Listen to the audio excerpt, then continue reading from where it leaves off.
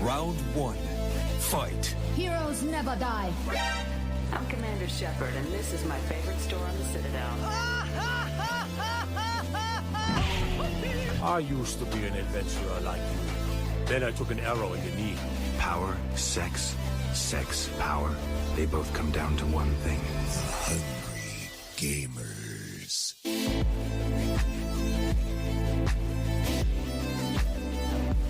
Hello, and welcome, boys and girls, to the 149th episode of the Hungry Gamers podcast. We are powered by 8bit.net and Audio Technica. I'm your extremely humble host, Brendan White. Find me just about everywhere, Brendan 8bit. And joining me today, the Bill and Ted to my Rufus, Salim the Dream Abraham, who can be found at Salim TD, and Miss Heartring Ali Hart, who can be found at Miss Ali Hart. How you doing? It has been a hot minute since we've all been in the same internet-based circle. What's going on? Going good. What's a heart ring? What do you mean by heart ring? Well, you were like the human heart ring from like Captain Planet. Oh. You're the one that helps him control the one? monkey. Was his name hang on, maybe Suki? that's good. No, I don't know what his name was. I know the guy's name's Marty. I don't remember what the monkey's called. I don't know. But I just thought it tied in nicely, you know, Miss Ali Hart, you're the human heart ring. Dream, you're probably more like Wheeler, the fire guy, Yeah. the brass fireman. Love that. And Love maybe I'll that. just be the Russian blonde chick because she was a Linka. smokehouse. Linka. Yeah. Yeah. I remember the entire intro too, by the way. I grew up on that shit. Was she wind? I think Linka was wind. Yeah, see, Yeah. that's on brand From for me Eastern because I have Europe. been farting With like the a power demon. of wind. Oh no. I didn't know that was going to be the connection. Well, I'm clearly not an attractive like woman from the Soviet Republic, so I don't know. Put a wig on you, see how you look. hey, you've seen me in a blonde wig and it didn't end too well. Have I? Oh no. Remember Yes. Off Track? Was Yeah, it the I Rooster remember. Teeth live stream? Yeah. Yeah. There's a photo of that on the socials somewhere. I'll Yeah, I'm find it. passed out and you're beside me. Like, yeah, I didn't wake up sore at all, so I know you didn't sort of date rape me, which is nice. So Well, it's not usually an inclination of mine to do that, so right I'm in glad your I was heart true to ring. form. I didn't wake up feeling the fire from Slim Wheeler Dream. So anyway, Moving all right, along. let's move far past this conversation. How are we both doing? Good, I'm good, good. mate. I'm full of coffee. I had a nice early start to the day after watching the mighty GWS Giants defeat the Swans last night in the local derby. I managed to get some members tickets at the Sydney Cricket Ground, so I'm on a high right now, a huge high. It was a great game, and we absolutely pumped Sydney. I know this has nothing to do with video games. It is not really expecting me to take this part of the conversation. I just needed to get it out there. It's nice being a winner from the West. Well, you could reenact that in like AFL Live 17 or something. So there's a connection there, you know. I gotta say that, like, I was about to say that you're probably the jockiest one of our group, but then Brendan No, has his but- sports that he follows. Yeah, Brendan's slightly jockier, especially when it comes to NFL, I think. Yeah, NFL draft is running. Well, it just finished about an hour or so before we started recording. So I've been we all know seeing what what you the future of the Minnesota Vikings are up to. No, I was asleep. I didn't get up early to watch the final few rounds. I watched yesterday and a bit on Friday, but outside of that, yeah, just been keeping up to date on the the website trackers and things like that. So yeah, football. Haven't done a fantasy league in a long time. I don't think I will either. I think we're going to do an 8-bit NFL one this year, which could be a bit of fun. Yeah. Oh. Yeah, I heard it guess I here am first. back in then. That's it. You will never leave. Drag me right back in. I don't even know who's who anymore. So, Miss Hart, how the heck have you been? It's been a hot minute since we've been all here at the Hungry HQ. That's right. So I think I did leave everyone on a bit of a cliffhanger saying that I was going to be a bit absent due to life events. And those of you who have followed me on some social medias might know already. But I am now relocated to California. Yeah, West Coast, best coast. Yeah, I sit on the West Coast in Cali, and it is lovely. I've always made a joke saying that California just needs another white girl called Allie. So here I am, and it's been great so far. It's been very, very interesting. So. You could fit right in as this new sort of character walking into like season 6 of the OC. You know, this Australian woman that's just sort of found a way into Orange County, coming into run roughshod through the place and get Ryan a little bit uncomfortable. I tell you what, America is not ready for this resting bitch face though, because I've noticed that everyone has been really overly nice and like in customer service, and I've been made aware that my bitch face is actually making them really cautious. So I've got to work on that. Apparently I should smile. Try it. When it's due, you know? Give it a go. Yeah. Just try smiling. What have you got to lose? Yeah. But everything else is like I'm slowly learning everything that's I say wrong. It's was it tomato, not tomato, or something or other. I've been saying tomato wrong. So. Tell him to get out of here. I know. And 8 is another one that I say very Aussie. So What you watch 8. I go 8, like the number 8. Yeah. They don't understand that. You know what? Until they can pronounce the name Craig the right way, they've got no leg to stand on. Oh yeah, what are they? Craig, get out of here. Oh god. Yeah, and it's espresso, not espresso. You know that, right? Yeah. And it's coffee, asterisk, not asterisk. Coffee you take away, like to go. Sorry, you take it to go. And I've been saying I'll take it away, and they've just been looking at me weird. So. You pay for it first. Yeah, I'll you'll pay take for away. it. I'm taking it away. Ma'am, put the beans down. Ma'am, you've got to pee. So I'm I sure love going to have many an antidote, like these kind of my adventures in America and exactly what I stuff up. Yeah, Miss Hart's Australianisms coming soon to YouTube. Oh boy, no one wants that. Oh, well, here I was thinking someone's going to ask how I was doing. I was waiting for Ali. You know, Brendan, that I could care less how you're doing, but I thought Ali would ask at least. I've got to watch out for connection issues. I don't know if anything about being overseas will do anything. And so since it was a delay, I'm like, oh, have I disconnected? So, But the question on everyone's lips, Ali, Brendan, how are you? Yeah, Brendan, how are you? Yeah, Brendan. I'm a Tell us mess. Needy fucking Brendan. How are you? I'm a mess, all right, Salim Dream, you fucking dick. I am a mess. Why are you a mess? Talk to me. My insides aren't feeling too good because I had a burger and like hot wings last night, so my butthole's on fire this morning.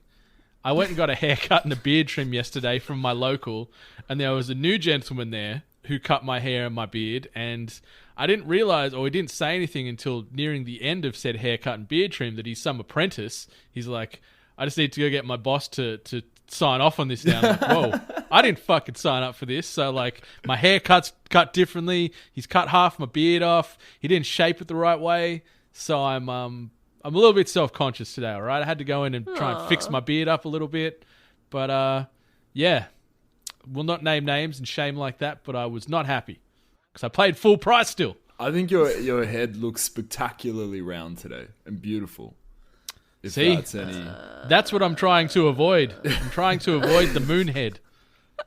You have like a bit of length in the beard to block it. I was not sure if that's what he was going for. No, but yeah. I think it's very square and angular. It looks good. The beard. Chiseled. I believe men like the word chiseled. Chiseled beard. I'll take chiseled beard. But so I was pretty salty for a little while, into the evening yesterday. And yeah, now my anus is punishing me as well from some hot wings. So Actually, it's just one of them weekends. Speaking of salty and burgers, I just wanted to give a massive shout out to every person that told me to eat Shake Shack and how it was the best burger place in the world. You're wrong. I don't know why you misled me like that, but you're wrong. Doesn't beat Hungry Jack's Penrith, or? No, it doesn't beat Hungry Jack's at all. But I don't know. Everyone says that In-N-Out's overrated. I'm not even going to start this, but It is. Everyone said the best burger place in America is Shake Shack, and I went there and I was severely disappointed. Yeah, it's not the best, but it's better than In-N-Out. Like when I'm comparing those two, I'd take Shake Shack over In-N-Out, but then I'd take a few burger places over Shake Shack. So I'm going to take a rare moment to shout out a burger joint of my own. You know how much I hate this conversation, but there's a good joint near me called Burger Hub on Broadway in Sydney. And It's like I don't know what like the best versus the worst is, but it is so reliably good, and I like just getting a burger on a Wednesday after like a lecture, and it's become one of my newfound joys in life. Just going and just getting one of these burgers on the way home. Fat chicken, it's got like some fried chicken with some jalapeno and some other stuff on it. It's really, really, really great. Just like nice dining experience. So you know what? I'm gonna just throw that out there to the universe. See what comes back. Burger Hub. I know it's on the, like, if you're walking down from Broadway Shopping Centre, sort of along George Street, it's on the left-hand side, right? Yeah, exactly. Yeah. I know the one. It's not bad there. Keep it up, Burger Hub. Keep it up. Yeah. Yeehaw. All right. So I've got a quick question for you two before we maybe talk about what we've been playing and then move into the regularities of this episode. And I thought this question would tie in nicely with sort of the topic that's on everybody's lips this week. So I'm going to ask you guys, if we were to recast members of the Hungry Gamers as members of the Avengers, who would play who and why? So maybe, Ali, did you want to cast the Dream? Well, okay, so we had just briefly discussed this because as I was reading it, and I've got this really bad... I think I'm going to not remember who fits the Avengers, because I'm not, guys, I'm not a Marvel person, I'm a DC person, so...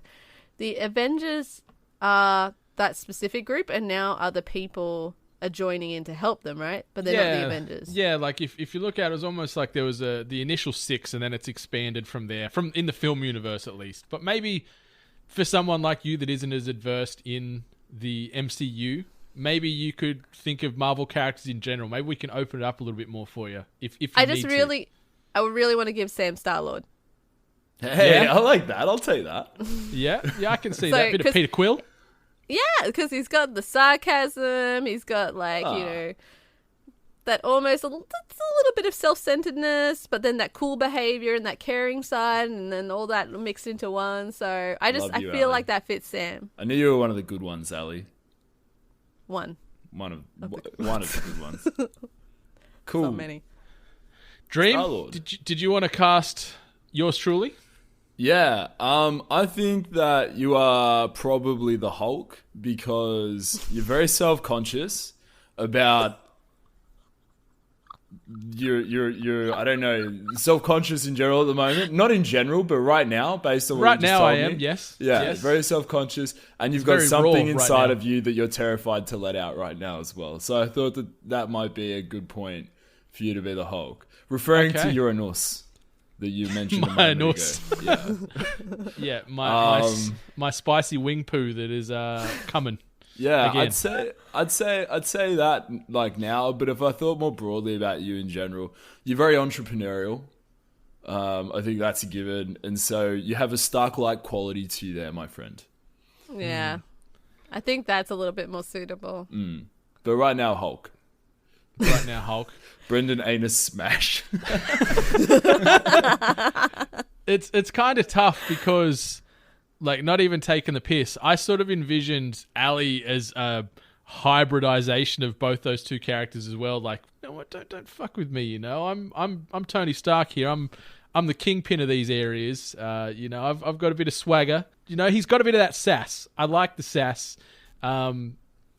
Yeah, so now I'm trying to think on the fly because I don't see Thor, I don't see Black Widow or Hawkeye. They're sort of like... How do you not see Rocket Raccoon in Ali? How do you not see Rocket? She is mayhem. I like that actually. Yeah, let's go with that. Let's unpack that. Like, yes, he's a wiry, twitchy little guy that does like a little bit of chaos. Likes to watch the world burn, whether it be from his or in Ali's case, her hand, or whether it be third party.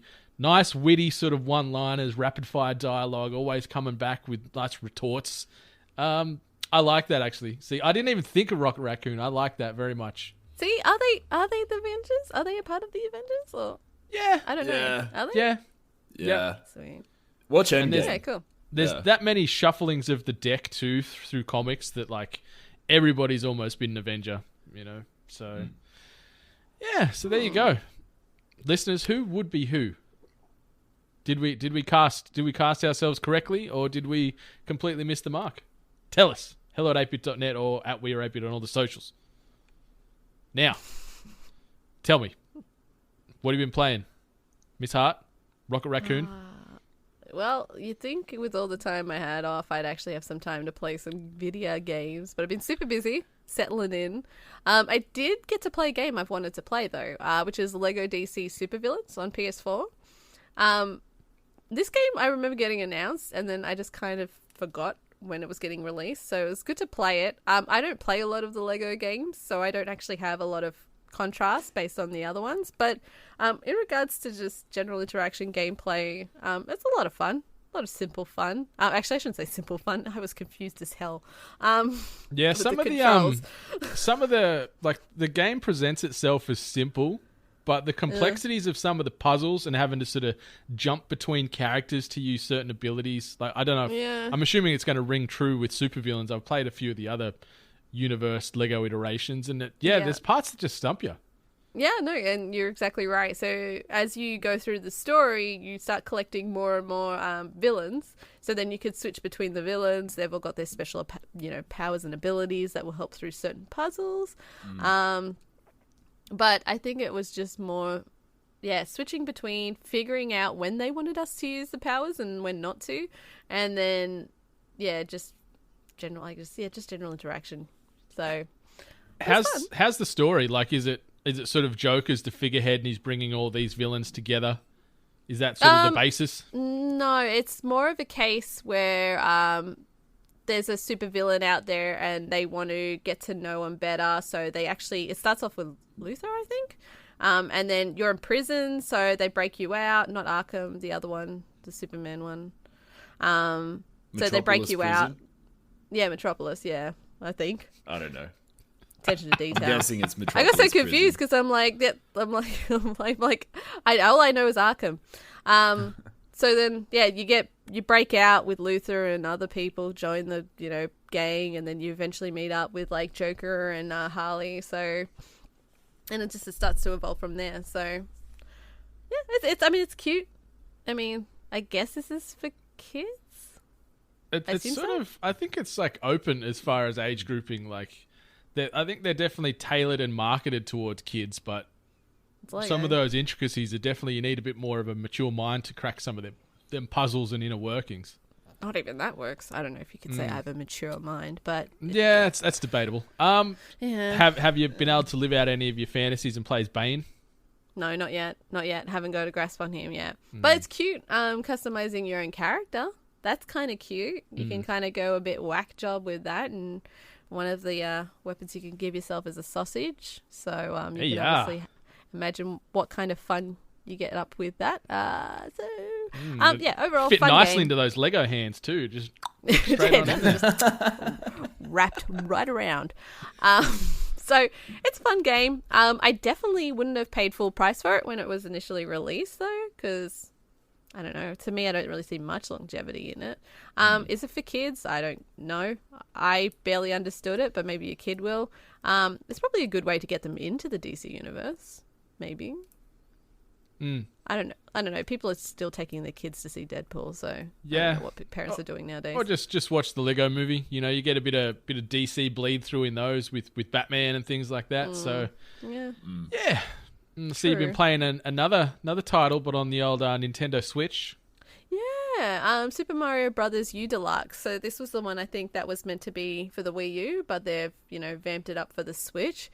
Oh my god, these games are fun. I'm useless. I'll give you that. I play as Luigi, and I am useless as shit. I don't understand why I've never been good at these games, but I'm constantly falling off things, knocking the other player out when they're trying to actually, play the game well. So, that one's fun. I think everyone's usually played this one, the Super Mario Brothers.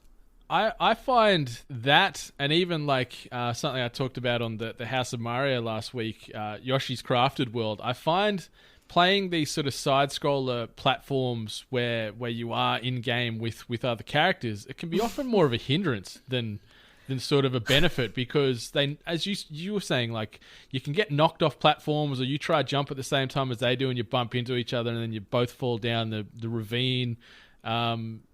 it can be it adds to the chaos, and I understand why they do it. But when you're trying to just smash through the levels and you're constantly getting knocked off through something that's through no control of your own, it can be fucking frustrating. Yeah, the whole idea of co-op is that you're actually meant to be cooperative. But I don't know, maybe it's when you have two people that play as mains and someone trying to take the lead and no one wanting to follow. Maybe that's the issue, but... A couple of alpha dogs. Yeah, trying to play alpha. But, I mean, I am not going to lie that I laugh hysterically when I knock my teammate off. Yeah. So... Wait until you try and play it like 4-player, like where it's Mario, Luigi, and then Toad and the other, and Toadette. It is bonkers. Like, it is almost impossible to get through levels without one of your teammates not knocking you off something to your doom. Yeah, I know. I actually didn't play 4-player, but I could only imagine how stupid that would be. Nothing would get accomplished. No, just blood pressure rising. That's all that gets done playing 4 players. Yeah, I bet. But yeah, that's what I got up to in my 2 weeks off, which was not a lot. I haven't really picked up anything new yet. I've only just set up my PC, so I've been PC-less for 2 weeks. It's been crazy. But what about you guys? What have you guys been playing? I have been playing new things. I have been playing Mortal Kombat 11. Yes. Oh, really? Yeah. So we'll have a video review up, hopefully by the time this is... aired through the podcast circles. Recorded all the audio the other day. All the videos getting cut together as we speak. But boy howdy, Mortal Kombat 11. It is fantastic. I don't want to go into spoiler territory with it, but the story mode that they've sort of embedded into this game is just about the best single fighting player story experience. Yep, that makes sense. That I have ever played from any franchise. So we're talking, Street Fighter, Tekken, even the sort of Marvel crossovers that they did prior to this.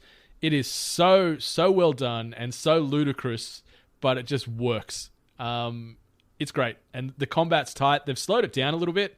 It's more sort of the punches sort of hit harder, I guess is the way you could describe it. It's not as frenetic as it used to be in some of the other iterations.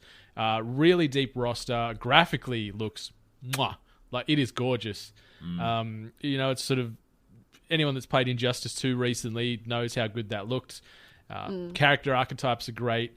And then there's different models of the same character, and they play differently to the other models of said character. So you've almost got 3 times the roster with that same amount of characters based off their skin and their style. So there's a lot of depth to this game. Fatalities are fucking insane. The X-ray attacks are back. I think they call them brutal attacks now. They've renamed it to something else. But really? The viscera flies left, right, and center. There is some creative ways to kill people, that's for sure. And I've settled so far. Cassie Cage is my main in this. Johnny Cage and Sonya Blade's daughter.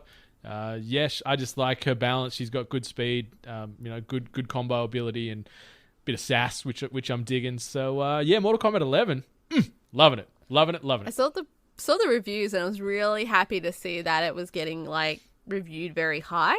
I think I've been seeing mostly 9s than anything. Yeah. But I'm just glad that everything came together, because they've been doing really great marketing towards it, all the trailers, all the little interactions, all the little fight sequences that they've just been releasing and just showing everyone.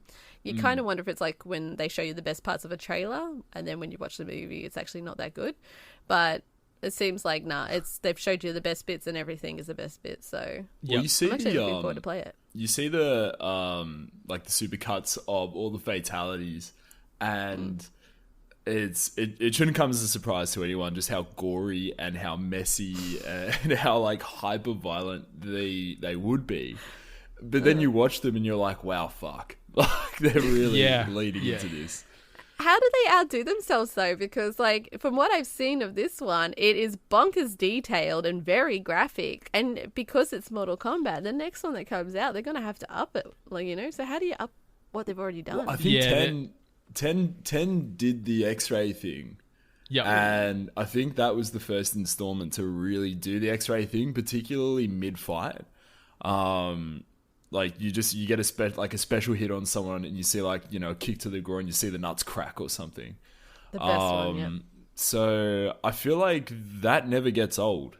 You know, it's like when you see people fall or like stack it, you know, those stupid funniest home video things. It's like that shit will never get old. That's always gonna feel painful to you inside every time you watch it because you know when it's coming. So I feel like as long as they just keep varying it, it'll still hit home.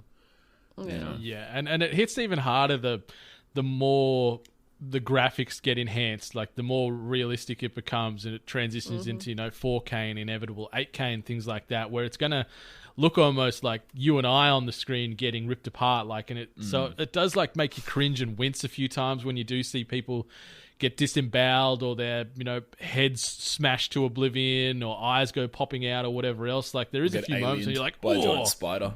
Yeah, like but it's great. It's so good. Dream, I know you are the resident fighting aficionado here. Is this something that's on your radar? Is it tickling your pickle? You're down to give this a crack? I don't know. Yeah, no. I mean, technically, I had 2 fighting games on my draft. I just want to say. Yeah, one of them was Tekken. I didn't want to imply that you are the fight sensei, but the resident fighter. Great draft picks. I actually like watching other fighting games more than I do playing them because I know how much time and effort goes into actually really being good at it, and I take a great deal of satisfaction just watching high level play than I do actually just playing it myself. Like I don't mind just getting on if I'm at a friend's house and they've got MKX or MK11 or whatever it might be, and just like trying to fiddle my way through it. But I definitely prefer to like just watch great play, and I'm certainly looking forward to that with Evo later this year. It's one of the big games that'll be there, so I'm keen to see what comes out of that. How does Mortal Kombat actually sit on that spectrum? Like, considering next to Tekken and because Tekken 7 was 2016 release with a 2017 console release, so that one's definitely been up. Street Fighter 5 sort of faded to the peripheral a little bit, but that's always going to be there. You got Guilty Gear, BlazBlue, you've got other staples like Injustice 2. Dragon Ball's Fighters is a huge one at the moment. And then like Marvel vs. Capcom still has much pull. Marvel vs. Capcom, that sits a little bit lower, to be honest, because I think there were some initial balancing issues. But like Mortal Kombat's always there. MKX was a huge release. In part of the promo they had for that, they got a bunch of professional esports players together just to do like a whole reel about what they enjoy and love about Mortal Kombat, and I think the game really stood up as a competitive fighter, so I wouldn't be surprised if this does just as well.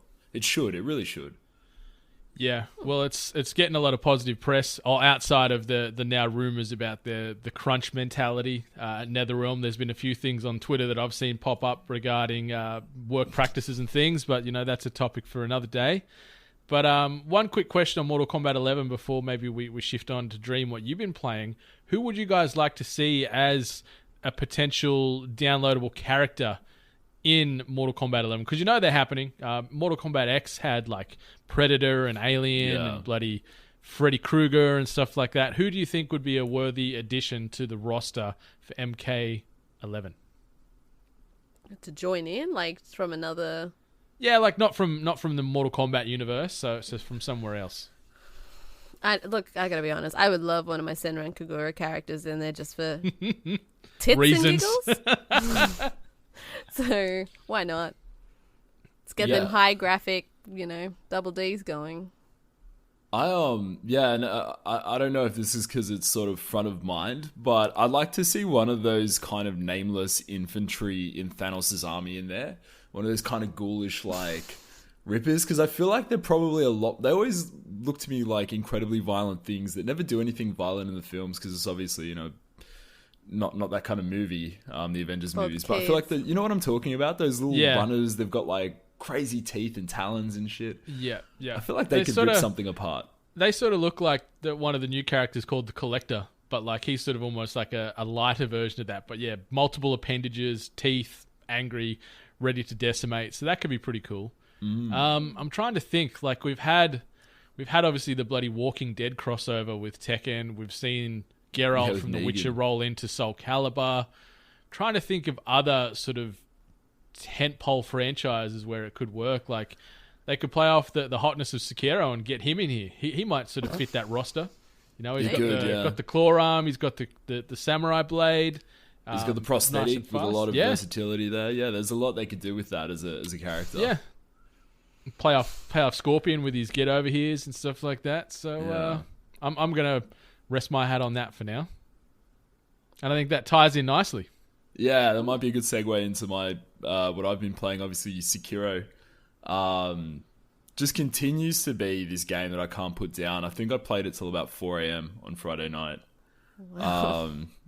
It's just such a fantastic game. I'm really appreciating it more and more the more I play it as well, which isn't something I've really been able to say about a game for years. I feel like there's always an eventual point where it just kind of gets old, and there's something about this game that just keeps bringing me in.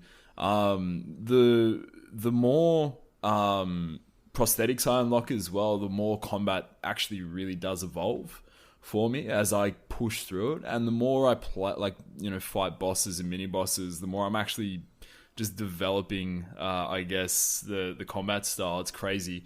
I was playing against this boss called the Corrupted Monk, and I went from just like parrying everything, which was kind of a tactic I was using against the boss before that, to starting to use this particular prosthetic technique, Mist Raven, which is like you just dash behind them. So if you imagine just getting hit, you disappear and fade behind them. So it's like a blink behind them. And I started using that, and I actually started getting a lot of success with that. It still took me like 15 attempts to kill this thing. And my housemates absolutely heard me scream, "Go fuck yourself," at like 3 in the morning to this thing.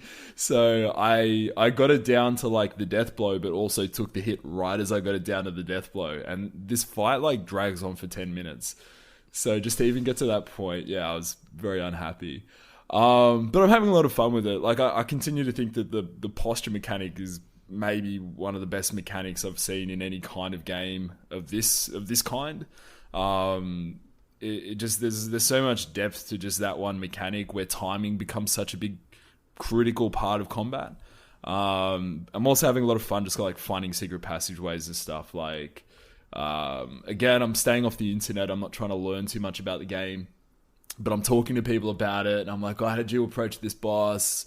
And they're like, "Oh, did you get this thing?" And I'm like, "No, what's this thing?" They go, "Oh, there's a pathway here, try that." And I just spend like, time trying to find this little misty thing that's 3 bloody stories in the air that I've got to jump on 4 buildings to get to. It's fun. It's like a lot of fun. It's a real adventure. I'm probably going to be playing this game for like at least the next 2 weeks. I promise you that I'll come back next week with something different. I feel bad coming back talking about it. Like every time I come back to this show talking about it, I know I'm just gloating because I love it. But I just really want to get that out there. I fucking love this game.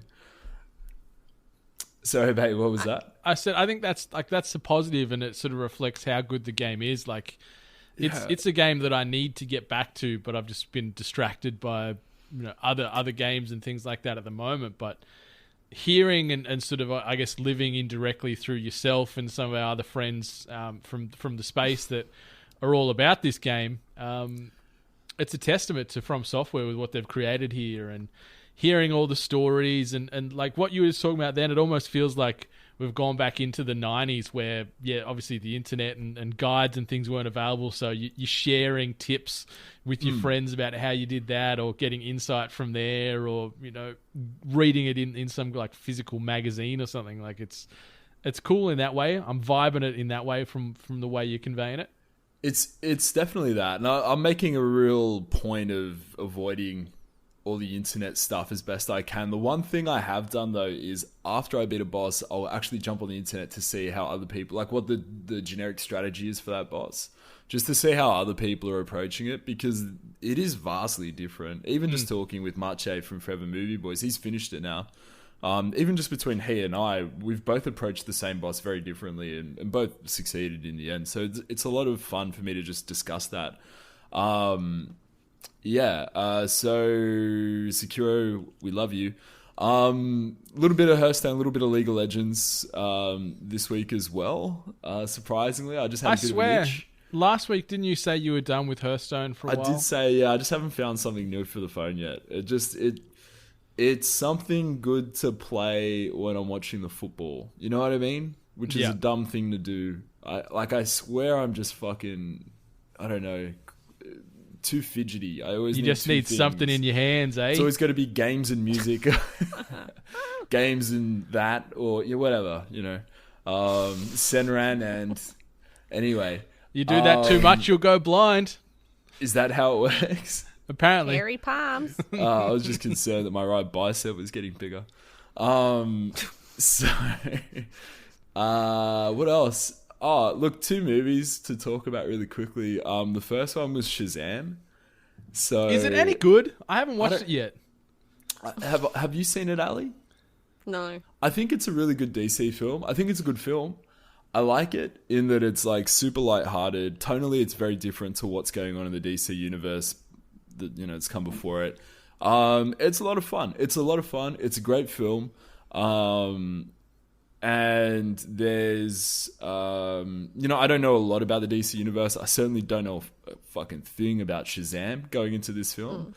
But it's fun. It's quirky. I don't know the main actor's name, the guy that Zachary plays the Levi? Shazam. Zachary Levi. He's fantastic. Like, he's having so much fun as Shazam, and it just kind of rubs off, I think. It's a lot of fun.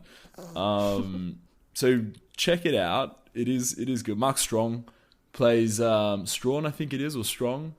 He's the eternal bad guy these days, isn't he? Yeah, he's definitely got a look to him. Doesn't he? Where it's like, my question about this film, is it cinema worthy, or is it wait till it's streamable or buy the DVD? I think it's cinema worthy. It's not like cinematically stunning the same way that Spider-Man Into the Spider-Verse might have been, where it's like you'll get so much benefit out of seeing it, on the big screen. But it's a good enough film that you should go to the cinemas to watch it. And I like just pushing people to go to the cinemas anyway. I think it's such a dying tight thing, ass Tuesday kind of movie. Get that popcorn. Yeah, it's worth getting out there to see. I think you won't regret it. But I know we probably don't want to talk about it too much because we'll probably be crucified by the hordes and the masses on social media. But Avengers Endgame, Brendan, you and I have seen it. Yeah, we did. We both said earlier that we want to both see it again. So, I mean, read into that what you will already. Did you have any thoughts, any spoiler-free thoughts about it that you wanted to share at the moment? I need to try and pick my words carefully to avoid crucifixion. I appreciate it. I'm not going to crucify you, but yeah. I think how they executed, like, I guess you could say the closure of sort of phase 1, 2, and 3 culminating in this big movie, and this is the final sort of moment. I think it was really, really well executed. I think they handled all the prior stories from the 20 or so movies, and sort of the histories there with a lot of respect and care. I think they're wrapping up of certain stories or characters, and that's as deep as I'm going to go on it in that regard. I think it was done really well by the Russo brothers and Kevin Feige and all the other sort of writers and producers and everyone else that was involved. I think it was a testament to everybody from cast and crew to the CGI teams to the actors to the soundtrack and the score. Like, it's 3 hours, so strap in. Like, it's a long ride. It didn't feel like it was 3 hours to me. No, watching it doesn't. It really doesn't. I like the only thing to take away from the 3 hours is just don't drink a ton of liquid before you go in there, because you don't want to have to rush out. I had to rush out halfway. I picked a pretty good moment, I think, to do it, but yeah, you want to avoid that if you can. Do you have that P app? The P app? Yeah, there's an app that like tells you when's a good time to pee during movies. No, I didn't know that was a thing. Yeah, it's a thing. Shit. Okay, I'm gonna get that. I just sort of had my legs clenched together for the last like half of the movie because we went and watched it like 9:30 in the morning on the Wednesday. Yeah. And obviously you start your morning with a coffee. So I had a coffee beside me, a bottle of water, and obviously we did the popcorn and the Coke. So I'm like eating popcorn, drinking a coffee, chasing that with some Coke, and then my bowels and my bladder was just like gotta go, man, right now. And I'm like, no, you fucking don't. And I just sort of locked my legs together and just rode out that final hour very uncomfortably, but I just didn't want to miss anything. And I didn't have the app downloaded, so I didn't know when was a safe time to go do wheeze. So, be very careful with what you're consuming leading up to the movie because, it's a long run. Yeah. I guess... Or bring an empty bottle. Yeah. Don't do that. Don't do that. It's up to you, you know? If you want to try your luck, try your luck. Guys could. Girls could. I echo a lot of those thoughts. For me, I'd say I'm a bit of a harder critic on these films in general, just because I do feel a little bit tired with the formula, and I wasn't terribly impressed by Infinity War, if I'm just being honest. But a lot of the criticism that I did have about that film, I certainly don't have about this one, and I do have some questions that I would like to discuss with other people in a bit of a full spoiler context. But I have to say that the film has it's 3 hours. It has a lot of time to let things breathe in a way that Infinity War didn't. And that's great because you spend a lot of time with the characters you care about in this one. And I thought that was really special. Mm-hmm. I also think that, the events of the story aside, like this will probably never be done again.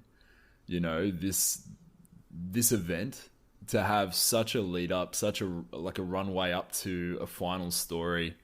The fact that they pulled off even half of this is incredible, but the fact that they got this full, 22 films in, I just don't imagine how we will ever see this again. This really is like a very Star Wars-esque moment, I think, culturally, and to be able to live through it in real time and experience all of it is something I do think is very special. And for all of the gripes I have with all of these films, I actually think that this was a fantastic film. I am a crier, and I did tear up a little bit in a few parts of this, more than one part of this film, and I think that that's a testament to what the Russo brothers have been able to do here and what those actors have been able to make me feel over time. And I think it is a good film. I think it's a great film. It's a great sign off. It's certainly one that I want to see at least once more before it leaves the cinemas. And I think, it definitely needs a viewing. It's probably also just commercially going to be the biggest film of all time, I think. I think you bang on the money. Yeah, it's already close to $1 billion. It's a fucking huge achievement. Power to everyone involved. Absolutely. Yeah. But also, I feel like I can close the book on the MCU in my life now. I feel like up until this point, I feel like I just have to see the next one to see how this thing ends. And now I feel like I can comfortably just close the book on that. And I think that they've done that for me organically. I'm not bowing out. The story's done. I'm very curious to see when they start road mapping Phase 4 and beyond, because it's going to happen. These things make Disney a bucket load of money. So this is going to go well beyond our lifetimes. For sure. They've already confirmed there's a Falcon and Winter Soldier spin-off coming to the Disney streaming service. There's a Hawkeye and his daughter spin-off coming to the streaming service. There's a Vision and Wanda spin-off coming to the streaming service, which is somehow set in the 50s. So it's going to be completely disconnected from the mainline MCU. They've obviously got a Black Widow movie they're doing at the moment. There's another Guardians movie coming, and is that it? I think that's all. And another Black Panther 2. Yeah, Black Panther 2 is coming. Spider-Man. Another Spider-Man. Far From Home's coming up this year. Yeah, so they got a lot in the sort of melting pot still, and maybe this next phase we'll see the reintroduction of the X-Men, new cast and things like that. I think no doubt they'll get sort of weaved into the stories here. Maybe they'll try and get some Deadpool action in there eventually. I don't know. They've got a lot of source material to play off to keep this thing going well beyond our lifetimes. But the more interesting thing to me is what happens to all of those Fox IPs once the takeover occurs, because Deadpool's fantastic. For for all the bad that the X-Men movies are at the moment, and the likely bad that this Phoenix one is going to be, I think they've had a lot of fucking great X-Men films over with Fox as well. And I know Disney will do good by it, but I just don't know that they'll take risks the same way that Logan and Deadpool took risks. And I do have concerns about it sort of being monopolized, because, I like seeing those superhero films. They're good superhero films, and they're different from Marvel. It's nice to get a bit of a break from the generic formula that Marvel just puts in with these bloody films. So I'm a bit annoyed by that, but we'll see. Yeah. I think Logan's probably, when I sort of measure them all up from sort of the Marvel universe, including the MCU, I think Logan probably sits atop for me, above everything, including the X-Men films and Deadpool and everything. I think it was just so expertly done, and it just resonated with me so much. And it was a perfect send-off for Hugh Jackman and co. So, more of that, please. And thank you, Disney. But Miss Hart, go watch it. Go watch Endgame. You said you're going to watch it today, tomorrow? Tomorrow, yeah. I'll catch it tomorrow. I'm just curious if I'm going to feel anything, considering my feelings towards the MCU. So, we'll see. Does Miss Ally Hart have a heart? Where's fucking Find out Batman? tomorrow. Where's Batman? Batman would have done that better. Bane would have beaten the Hulk. Bane would have fucking killed them all. Yeah, we'll see. Be very interesting. Yeah, but if you do want to get a little bit more spoilery on Avengers Endgame, it is what it is. Have released a special review episode, which is available now on all podcast hosting platforms. I think the first 10 to 15 minutes are spoiler free, and then after that they just dive deep. So give that a spin, and also pop by our Discord. We've got a Avengers channel popped up on there, so if you do want to jump on in and talk some spoilers, riff on some theories and some ideas, jump on over to the 8-Bit Discord and say g'day there too. We also have a Game of Thrones ones there too. We do. I'm excited for the Battle of Winterfell tomorrow, which will be airing a few hours after this episode drops. So bring on the body count in episode 3. Who do you think's going to die? Everybody. Yeah, everyone, really. Not much of a show after that. They'll find something. I reckon Brienne and Tarth might cop it. She's gone for sure. Spoilers, gone. But yeah, she's gone for sure. No spoilers. We don't know. We're just guessing at this point. Yeah, spoilers. Just right out there. That's how terrified we are. I was terrified of predicting correctly at the moment. Anyway. All right, so one more quick bit of housekeeping before we get into the news. Have you signed up to the 8-Bit Patreon yet? If not, then right now is the perfect time to jump on board, with tiers starting at just $1 a month, granting you access to exclusive 8-Bit content as well as swag and various giveaways. On the topic of giveaways, we are currently running a Patreon-only competition where you can win yourself a copy of Assassin's Creed Odyssey, one of the best games of the last 12 months, as well as an Audio-Technica mod mic, a set of Audio-Technica in-ear headphones, and some 8-Bit stickers. So all you got to do is be a member of the 8-Bit Patreon. So starting from $1 a month, that giveaway is going to run for another 2 weeks, with the announcement of said winner on May the 15th when episode 6 of the 8-Bit Cast releases to the public. So get hyped for that. Shall we jump into some news? This week's news headlines. The first bit of news. Fortnite's Avengers Endgame crossover and 8.5 update now live. Adds Thanos vs. the Avengers. And this comes via way of Steve Watts at GameSpot. And the article reads, Fortnite developer Epic Games has spent the past few days slowly doling out teasers for an Avengers Endgame crossover event coming to the hit Battle Royale title. Each of the images teased an iconic piece of Avengers equipment, and now at the launch of Fortnite's update 8.5, those items and other Avengers goodies have arrived alongside a special limited time event. The limited time event pits teams of Avengers versus Thanos and his goons as they race to get equipment that can bring down the other. For the Avengers, this means items like Cap's shield and Iron Man's repulsor gloves, while Thanos uses his trusty Infinity Gauntlet. You can win some cosmetic items, including a nifty Quinjet glider. The in-game shop is selling some limited-time cosmetic items as well, such as a Black Widow skin, harvesting tool, and emote. So the Fortnite Avengers sort of collaboration continues. We obviously saw Thanos make his appearance in the sort of a few years ago when we had Infinity War pop onto the screens, and now he is back closing it off. Last year. Yeah, it was last year. Time flies. My God. Yeah, it does, doesn't it? Oh, Lord. But yeah, back again. It's like this Avengers thing is popular. Some might say. Well, if it wasn't before, I think having it on Fortnite would definitely make it more popular. Yeah, hopefully Fortnite can boost its popularity. Yeah, I haven't actually seen any gameplay of how this all fits together. I can certainly imagine, based on last year, seeing the sort of Thanos Gauntlet mode that they were running, and that looked it looked like a lot of fun. I'm not gonna lie, I'm not the biggest Fortnite guy, but it definitely looked like a lot of fun. Does this, I guess, as ex-Fortnite players, does this entice you to jump back in and take a look, or are you kind of happy to let it go?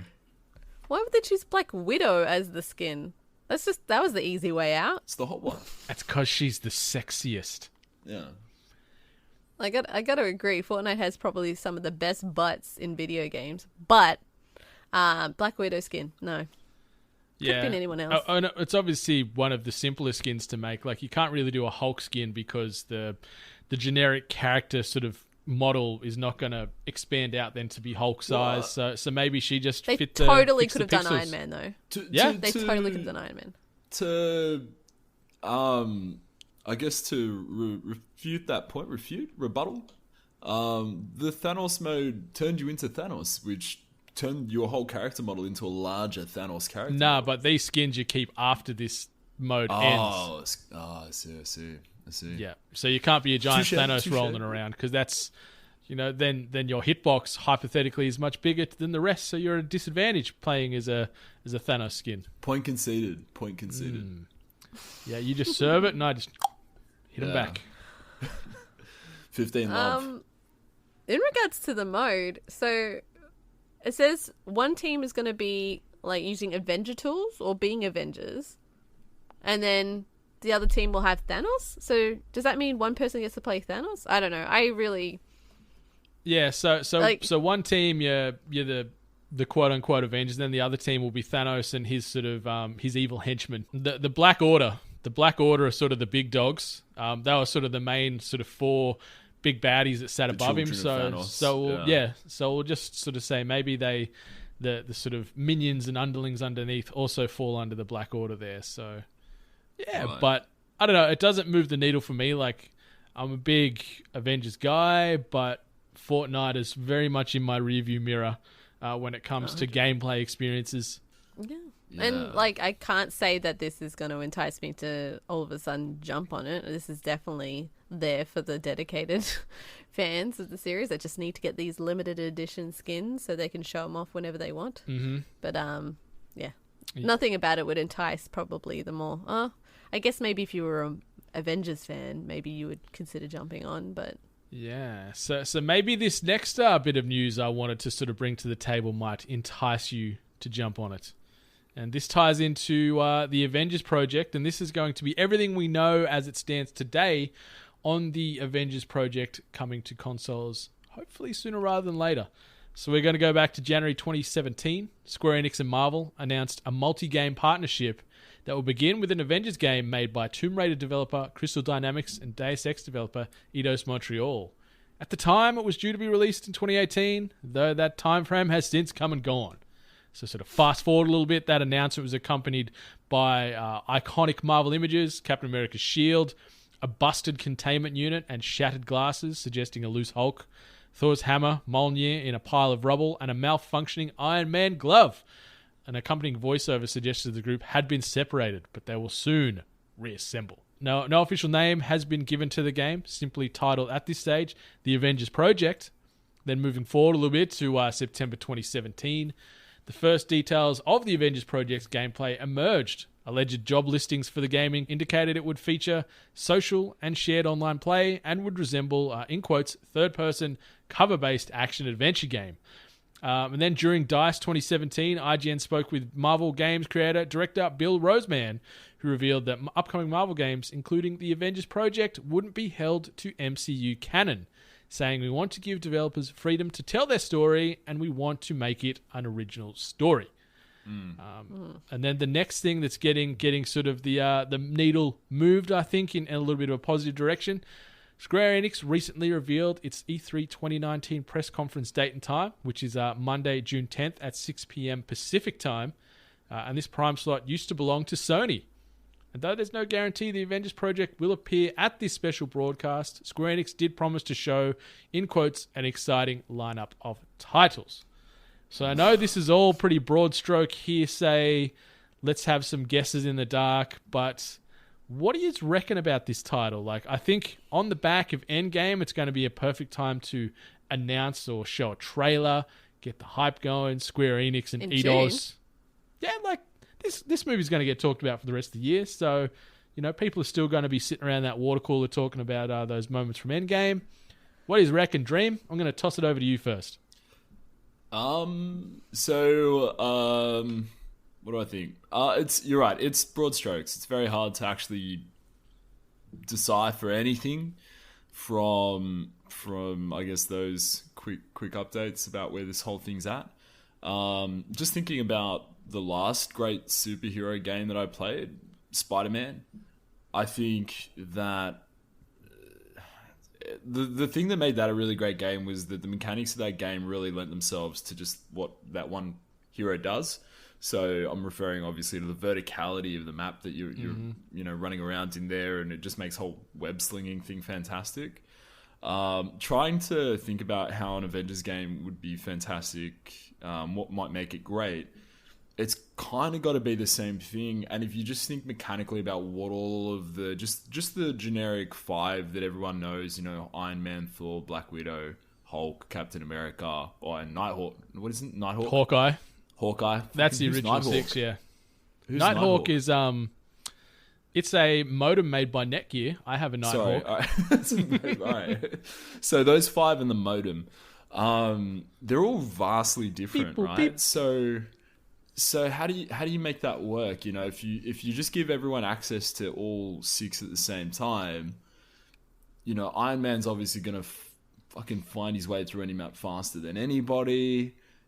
Bloody Scarlett Johansson, Black Widow, like that character, that hero, she really can't do much contextually compared to everyone else. Not to be a dick about it, but like she's not really a superhero. She's just a really good assassin. Yeah, like her and Hawkeye are just two regulars compared to the other four, where they're just really good martial artists and good with weaponry. So yeah, so I guess just designing this game, you really have to focus in on one point to make it.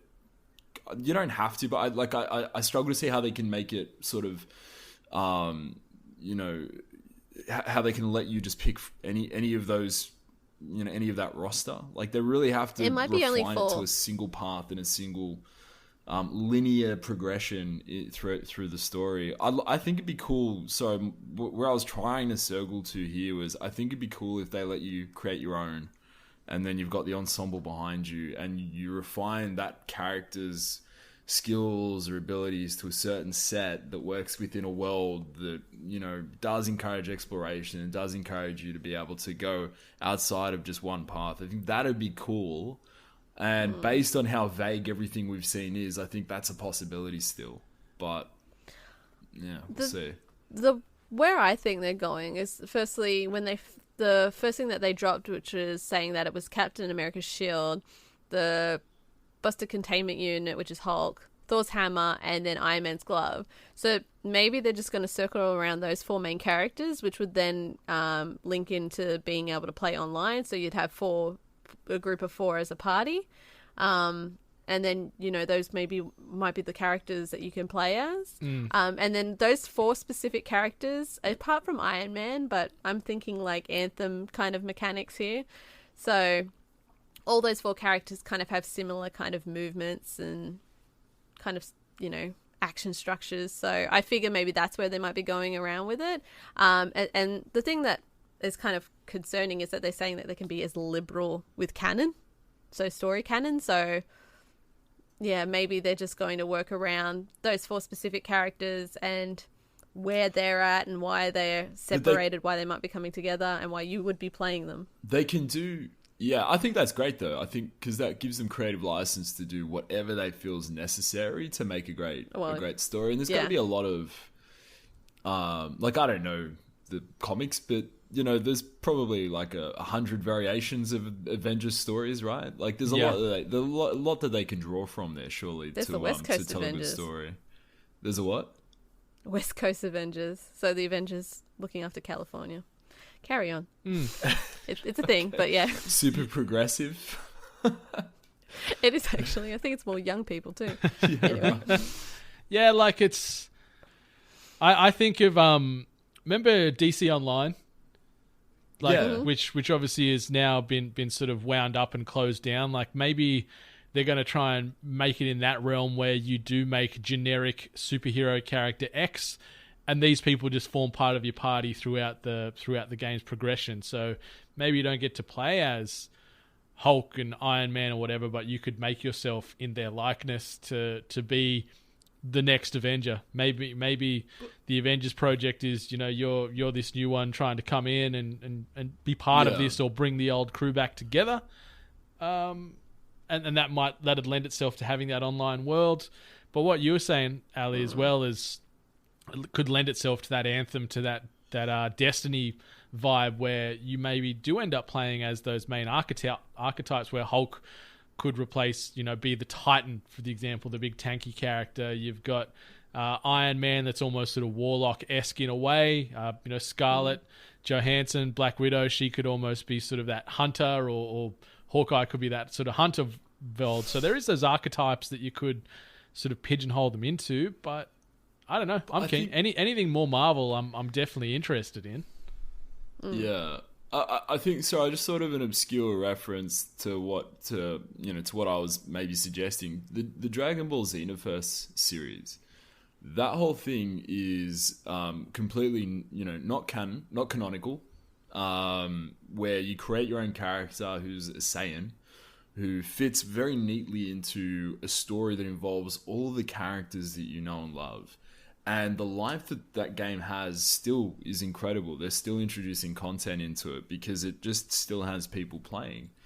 And I think that you could totally achieve something like that, even more so in a Marvel universe where you have, again, just it's got all the right ingredients. It's got a huge roster of characters that you can lean on. It's got a very open-ended sort of world where anything's possible. You've got Iron Man and Scarlet Witch, and all of these characters are so vastly different from each other. So to just sort of cherry pick little things that you could customize into a single character would be a lot of fun. And I think that people really, anytime there's character creation, I feel like there's just a direct connection to the player, because you're putting your own preferences onto what you want to play as, and you live that experience as the character. And I feel like that would be fantastic in Marvel. And I haven't seen it in a Marvel game ever.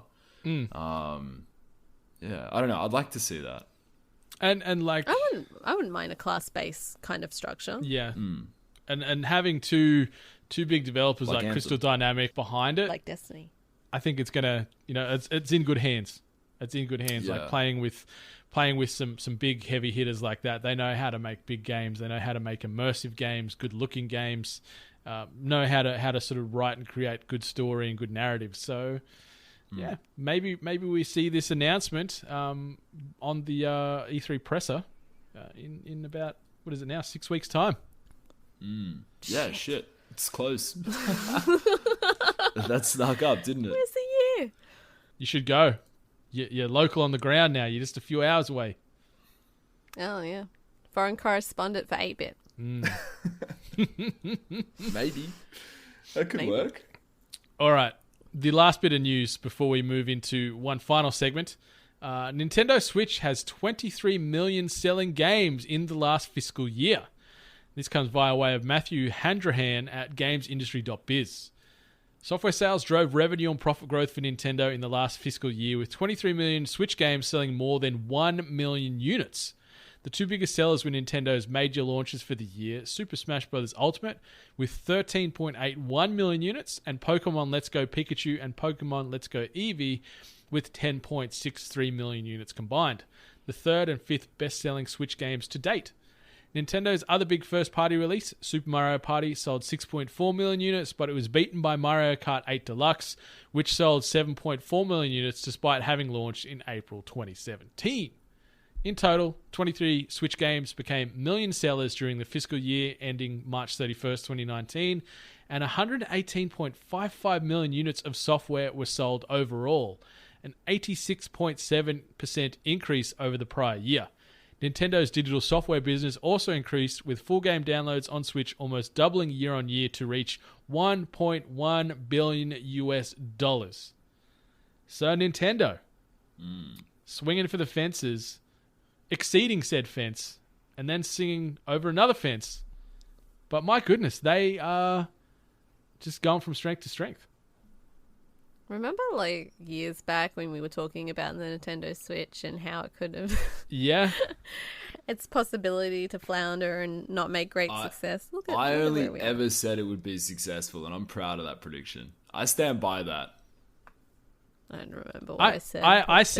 I said this console will make or break Nintendo. I said if the Switch falters and fails, then they might just switch to just doing software only, like a Sega. But clearly... I was way off the mark on that. Like 23 games individually selling over 1 million copies each. Like that's some big boy numbers.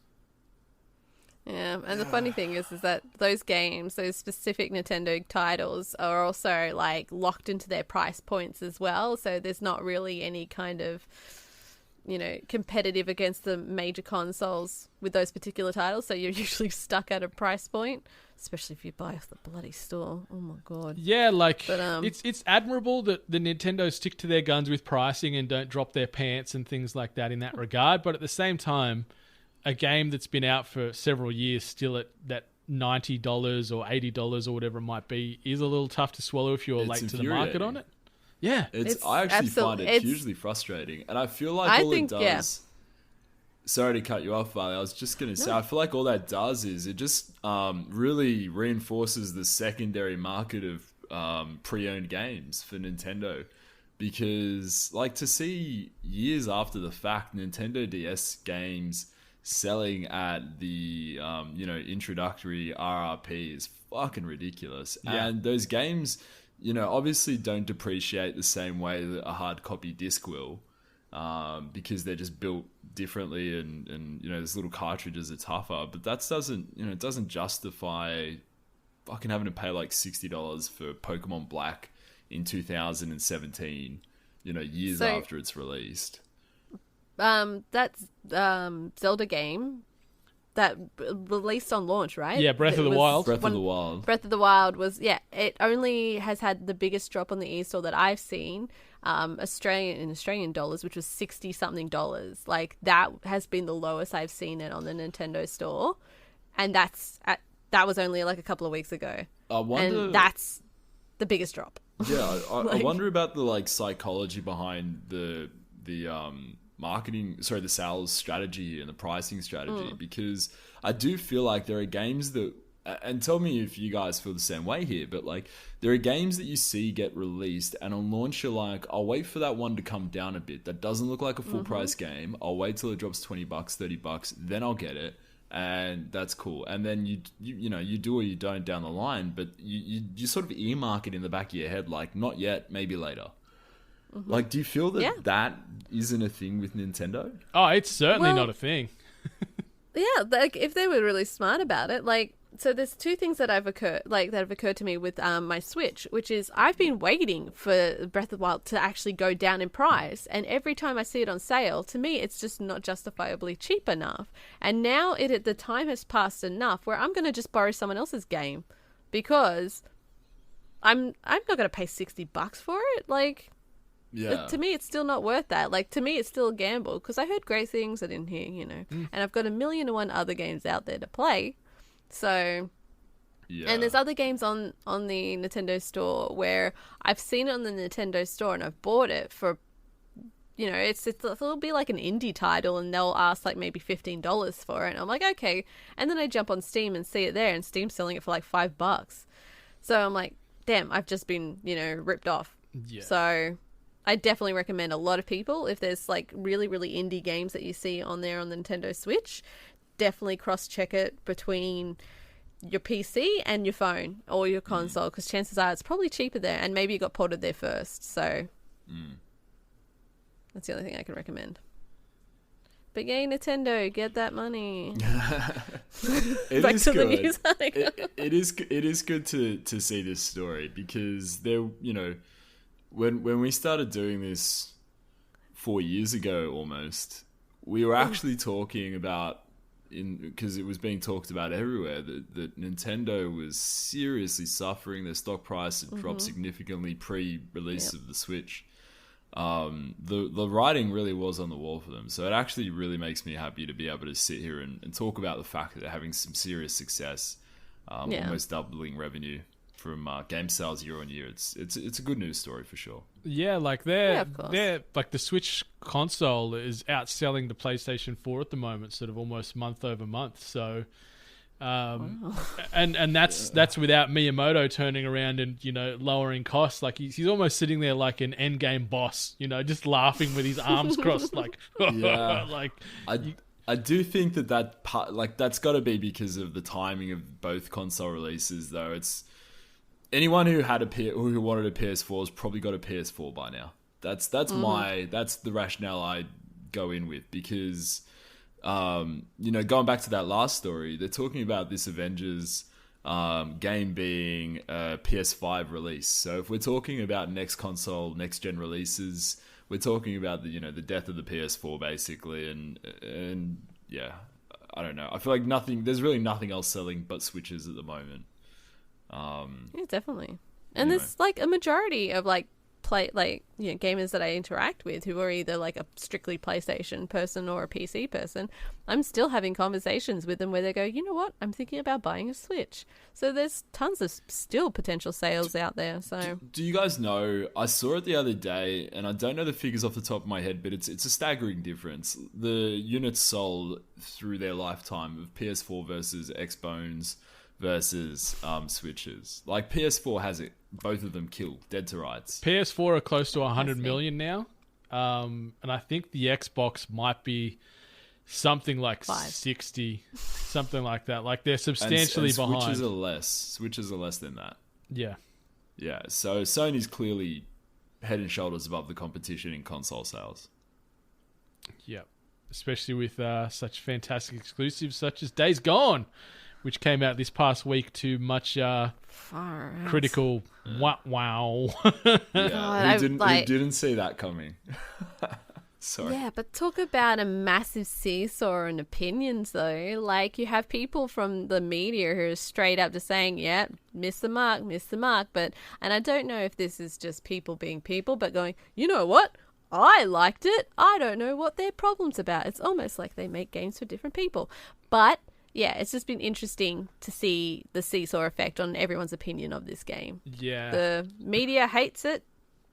Critics don't like it. Everyone else likes it. I'm going to try and play it this week. I've got a copy, and I'm going to try and play it this week, and I'll see where I land on it. But it's I don't know.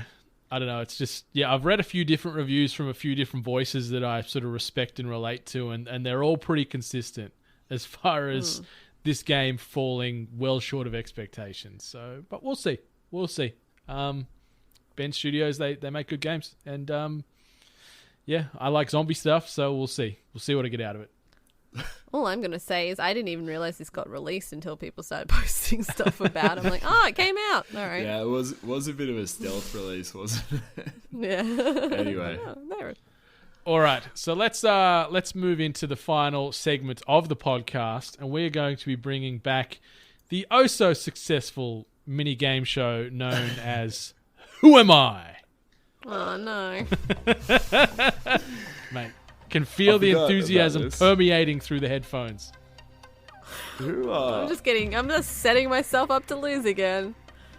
Okay, so for those that don't understand what Who Am I is, Who Am I is going to be myself giving out a series of factoids about a video game character from some point in time Miss Ali Hart and Salim the Dream Abraham are going to be going against each other to try and guess said person. When I do throw one of these factoids out and they do get it wrong for that pass, they are out for that factoid. They can come back in afterwards. And I think the points system at this stage, Dream's got 1 genuine point, 1 stolen point. Miss Hart is still on 0 points, but time is still on her side. I'm the champ is what I like to say. And I submit to you, Brendan, that both of them are genuine points. One of them was a technicality on your part in that you didn't actually expressly say or explicitly say what I can and can't do, a la Google the answer. And the second one was when Ali effectively said the answer in the game title but not the character. I did what am I, not who am I. You got the pity point on that one. So I think if we're being honest, I'm probably 0 and Ali's closer to 2, but So wait, no one won the points are where Resident they Evil are. one, huh? Sorry. Yeah, None of us won the Resident did. Evil. No one did in the end. Yeah. Oh, was great. was there a third one? Yeah, remember there was the Resident Evil one? Duke We didn't Nukem, know. Nathan Drake, and then fucking whoever that person was. Yeah. All I right. can't But wait she for this won obscure... popular character for Nintendo 1997. I think it might have been. Oh, 97, that pissed me 94. off. The clues she are meant rides to a get motorbike. easier. They're meant to be clues, you know? Mate, I didn't write They're the not meant rules to be of this obscure game. trivia All right, I didn't questions. write the rules. Yes, you did. You are the I don't know where I this put the game. rules then. All right, it's I very like that fast and loose. this segment is us turning against you, Brendan. That's what this is. Anyway, all right. Let's go for another Resident Evil character. Let's So do the it. first clue. I was created due to my developers' inability to obtain licensing to use characters from the Popeye franchise. Wait, did Cuphead. you say Popeye as in the cartoon? Yeah, as in... Is that what Popeye does? Yeah, it kind of is, I think. Yeah, Who I knows? think I don't know. is. It's been fucking 50 years. All right. All right, the Not next one. Cupheads. My physical age... Is he just not listening to my question? It's not He's not, Cuphead. he doesn't. Oh, It's not okay, Cuphead. right. Yeah. I ignore the trash answers, all right? My that's physical good to age is about 24 to 25 years old.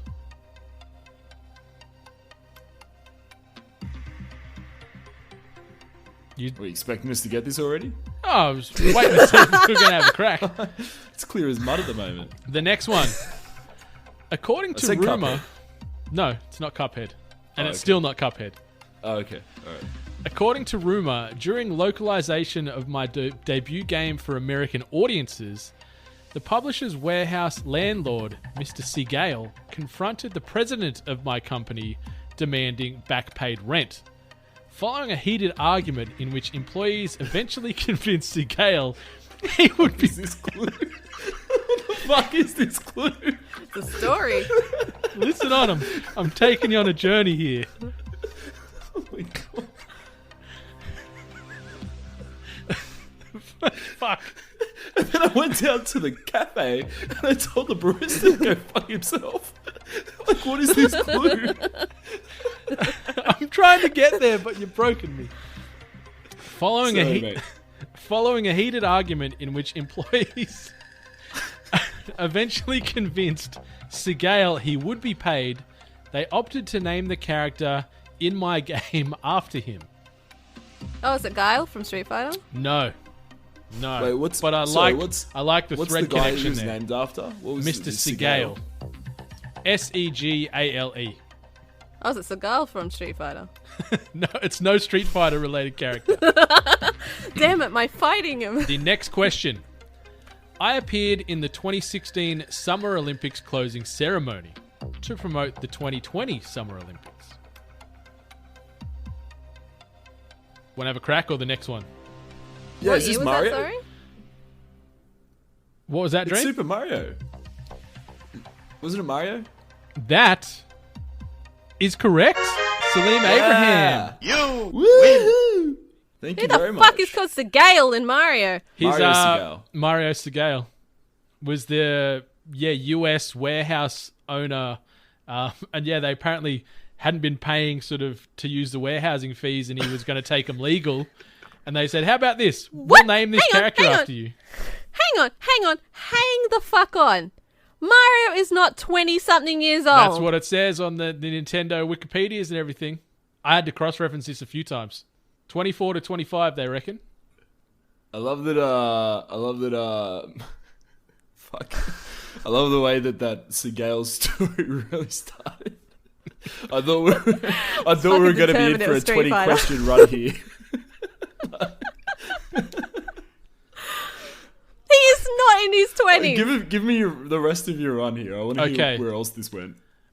What did his mother-in-law tell his father on the day of their wedding? Just you should. My creator originally named me Mr. Video. Would that have given anything away? No. In the early stages of my game's development, I was unable to jump. So we're talking Donkey Kong when he first broke in. Yeah. You could only climb ladders. I made my video game debut in 1981. I made my television debut on Saturday Supercade, an animated series that hit screens in 1983.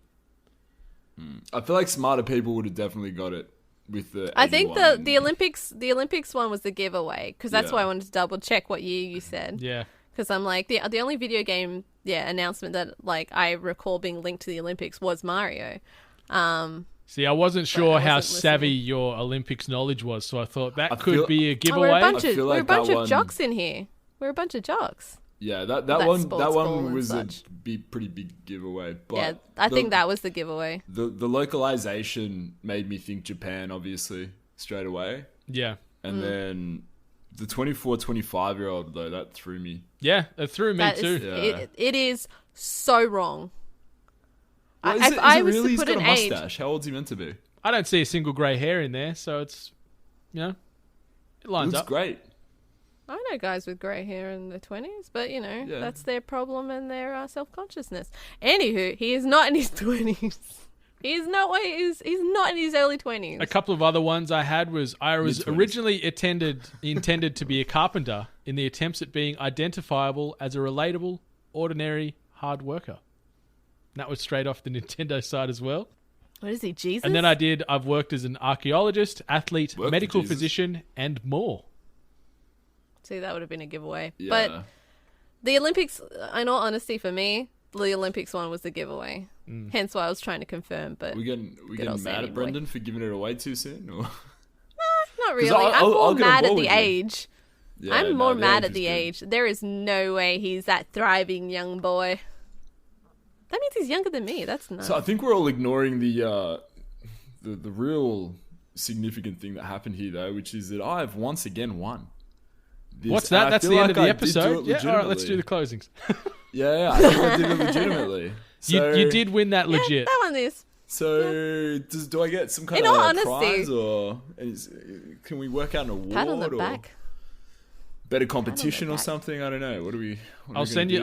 I was just about to give you the Uncharted one as a legitimate win, but fuck you, Sam. I don't need your approval, Ali. I take what I want. Yeah, fucking bloody young ass Mario in his early mid-20s. Bullshit. Just like me, young. Can we 20s. put a poll to see what people think how old Mario is? I want to get everyone's opinion on like how old they think Mario is. No, you know what? I disagree with that notion because Nintendo is saying that he's 24 or 25, right? Yes. Yeah. So facts are facts, Ali. You've just got to accept them. This is how we get into climate, global warming debates because people don't accept facts. So Mario's 25. Just got to live in that world now. Yeah. Anyway. That's kind of thrown me off. This has been episode 149 of the Hungry Gamers podcast. It has been a roller coaster of an episode. One of our longest we've done in quite some time. So you're welcome, listeners, for all this additional high-quality content coming via way of the Hungry Gamers. Is there anything you guys wanted to say before we close this one down and gear up for our 150th episode? I did have two things I wanted to say really quickly. One, Ali, I love you. It's good to have you back. I feel like I haven't seen you in a little while. You look good. Here. You look good. Cut back to what he was saying to me earlier. No, all of that still stands. The second thing was I do want to say big thank you to Drew and Bryce for jumping on last week and doing the Hungry Gamers. Thank you for letting us take the keys to your show in the big AGPN shuffle that we did. If you didn't listen to it, Brendan and I did the House of Mario last week, which is why you didn't hear us. And I think you'll agree we had a lot of fun doing that. It was fun to try something a bit different. And thank you again, Bryce and Drew, for letting us into the House of Mario. And anyone that hasn't listened to that episode, the opening skit is the reason you need to listen to this episode immediately. Go listen to old Salim the Dream here try and do his best Blastoise impersonation. I think he sticks the landing a little bit gingerly, but he did really well in it. Bloody had me in stitches when he was dropping them Blastoise shouts. Yeah, it's the last gig I'll ever get, voice acting, that's for sure. The one I give to myself. All right. What about you, Miss Hart? Oh, just happy to be back. And gonna enjoy that sweet Cali life. Oh, yeah. Go get high legally. Hell yeah. Cali, son. Do it. Yeah. Hell yeah. I'm so jealous. But I'm gonna go hunt down some Oportos because I've been craving Oportos really badly lately, and there's nothing close by, so I'm gonna have a shower, get in the car and go and drive and get some Oportos. Double fillet or Troppo burger. Yee. Do it, mate. Alrighty. This has been episode 149 of the Hungry Gamers podcast, brought to you by those sexy legends at Audio Technica. Head on over to audio-technica.com.au for the best in audio equipment. We're talking microphones, headphones, gaming headsets, turntables, in-ear, over-ear, you name it, they got it, and it is going to have you sounding and hearing better than you just about ever have in your entire life. But this has been episode 149. I have been Brendan. That has been Ali. That has also been Salim the Dream. But until next week, 8-Bit Nation, much love. Stay hungry. You've been listening to The Hungry Gamers, one of many gaming and geek culture related podcasts from the 8-Bit Collective over on 8bit.net. Check out more episodes on your podcast service of choice. And while you're there, please be sure to rate and subscribe. Until next time, boys and girls, stay hungry.